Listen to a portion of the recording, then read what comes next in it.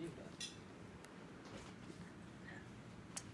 She's known as a powerhouse, actress, business owner, publisher, a producer, a philanthropist, and a talk show host. Yes, I'm talking about the one and only Oprah Winfrey.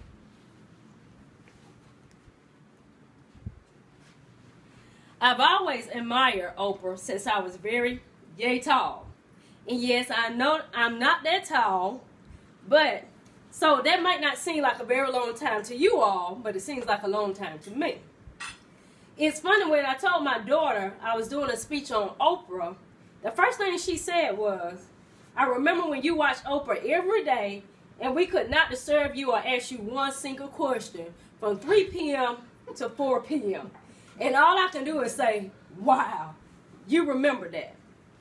But anyways, one might say, and only one because she's known all over the world, who is Oprah Winfrey? What was her beginnings? And just how successful was she?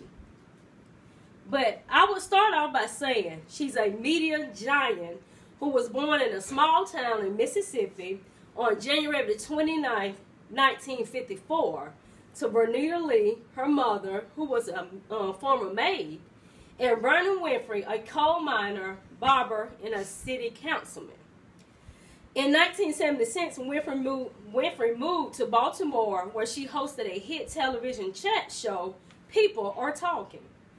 Afterwards, she was recruited by a Chicago TV station to host her own morning show.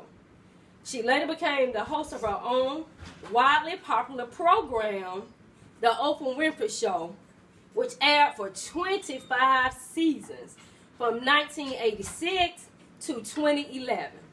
That same year, Winfrey launched her own TV network, the Oprah Winfrey Network. Also, did you know in her final season of her talk show, Oprah made ratings soar when she revealed she had a family secret. She had a half-sister named Patricia. Winfrey only learned of her sister's existence a few months before she made the decision to publicize the knowledge. It was one of the greatest surprises of her life, Winfrey said on her show. So I posed that question to my mom. You sure Oprah is not your sister? No. Just saying. It would have been great. But seriously, I really wanted to expound on Oprah's beginning. While she's been cited as the richest African American of the 20th century, she did not come from a rich or even middle class family. She was born in an economically troubled neighborhood and raised by a single teenage mother in the city of Milwaukee. Oprah, named after a biblical character, had a name no one could pronounce, so her family and friends started calling her Oprah. Shortly after Oprah's birth, Bernita Lee left her daughter and traveled north. Oprah was then raised by her grandmother, Hattie Lee. Oprah, while being raised by her grandmother, lived in terrible conditions. Oprah's only friends were, guess who? Farm animals. Farm animals, excuse me. However, even at that age, Oprah had a very imaginative mind. Oprah would frequently give the animals drastic parts and included them in games. This was perhaps where she had gotten the craze for acting.